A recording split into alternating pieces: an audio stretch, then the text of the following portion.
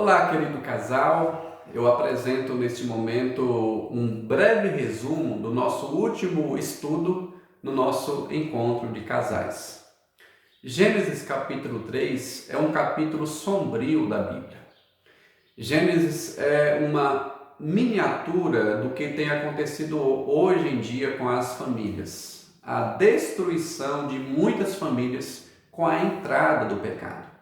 Mas eu pretendo falar brevemente sobre o percurso e as consequências do pecado, mas apresentando uma esperança para você, uma esperança para a sua família. Pois bem, o capítulo 3, verso 1 de Gênesis, nos diz assim: mas a serpente, mais sagaz do que todos os animais criados por Deus, disse à mulher. O capítulo 2, verso de número 25, apresenta Adão e Eva na sua lua de mel. Estavam nus e não se envergonhavam.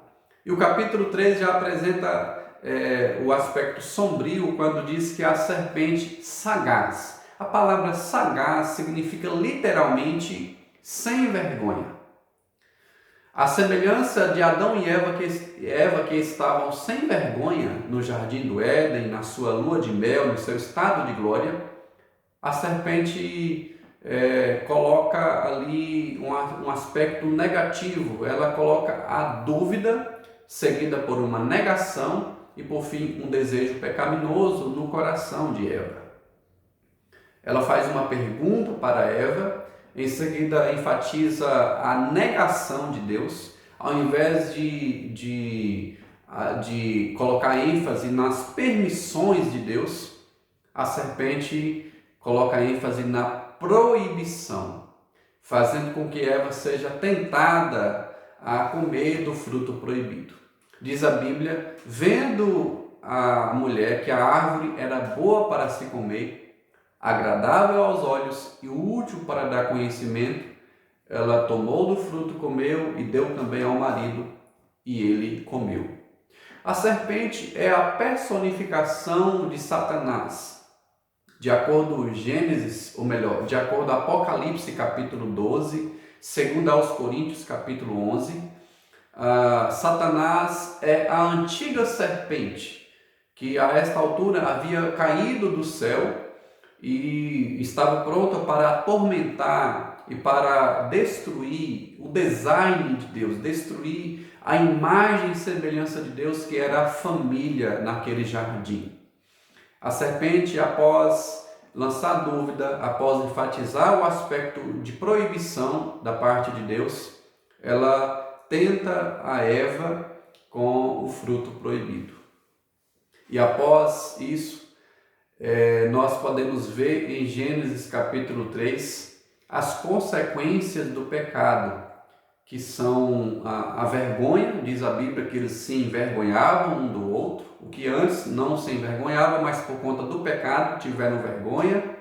Depois deste aspecto, nós podemos ver a tentativa de Adão e Eva em cozerem folhas para si, cintas de figueira para tampar a nudez, um certo aspecto aí de religiosidade, quando eles tentam dar um jeitinho, quando eles tentam se justificar, além da vergonha, a religiosidade e também o medo e, por fim, o conflito conjugal, quando eles tentam culpar um ao outro.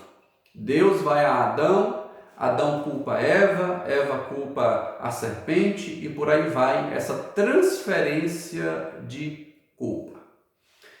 Neste texto nós podemos tirar algumas lições e alguns alertas em relação ao casamento. Nós precisamos tomar cuidado com as propostas de Satanás. Precisamos tomar cuidado para não distorcer a ordem de Deus, tomando cuidado para não ir atrás das proibições.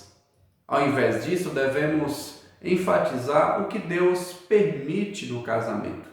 Devemos meditar na lei de Deus, na palavra de Deus e celebrar as permissões, ao invés de comer o fruto proibido, o que conduz ao pecado e à morte, como o próprio Deus disse: no dia que comer, certamente morrerá. Tomemos cuidado para não encher a nossa mente das mentiras de Satanás, que é o pai da mentira. Tomemos cuidado com as dúvidas. Quando tivermos dúvidas, devemos nos recorrer ao recurso, ao manual da palavra de Deus. Pois bem, além disso, nós devemos ter cuidado, nós homens, para assumirmos a nossa postura de liderança no lar. Adão errou por se ausentar de Eva. Observa que Eva, ao pegar do fruto e comer, ela em seguida dá ao marido. Certamente o marido estava ao lado de Eva. No entanto, ele não assumiu a postura de líder. Ele deixou que Eva comesse do fruto proibido. Adão culpou a Eva ao invés de protegê-la. Bem diferente do que fez Jesus. Nós podemos extrair algumas semelhanças e alguns contrastes de Gênesis 3 com Mateus capítulo 4, que é a tentação do nosso Mestre e Salvador Jesus. Ao contrário de Adão e Eva, que estavam no paraíso e sentiram falta de algo, indo atrás do fruto proibido, Jesus se encontrava no deserto, em Mateus 4. No entanto, ele não pecou. No entanto, ele rebateu todas as propostas com a palavra de Deus. O coração de Jesus era como a biblioteca da palavra em todas as propostas satânicas. Ele apresentou o princípio da Bíblia, rebatendo as propostas sempre com a palavra de Deus. O contrário de Adão e Eva, que se deixaram levar pelas mentiras de Satanás, Jesus enfatizou sempre a verdade. O contrário de Adão, que apontou o dedo para desproteger a Eva, apontou o dedo culpando a Eva, Jesus estendeu os seus braços para morrer pela sua noiva, que é a igreja. Jesus protegeu a sua igreja. Jesus se entregou. Ao contrário de Adão, que tirou o seu da reta, Jesus se colocou à frente para morrer numa cruz e assim liberar perdão para todo aquele que nele crê. Há esperança para você, há esperança para a sua família. Se você, casal, se encontra num amaranhado de erros, de culpas, de vergonha, de dúvida, culpando um ao outro, Jesus é a esperança. Lembrando que o primeiro milagre de Jesus foi numa festa de casamento. Jesus se importa com a sua família. Jesus está pronto para vos dar a solução. Jesus é aquele que tirou 10 na prova de Deus. Jesus venceu todas as tentações possíveis para dizer que Ele é vencedor e confiados nele, nós também venceremos. Creia em Jesus, consagre sua vida a Jesus, recorram a Jesus, ó casal, recorram a Jesus, pois Ele pode restaurar o seu casamento, Ele pode transformar a água em vinho. Jesus sempre é a favor do seu casamento. E Ele tem um plano perfeito para você.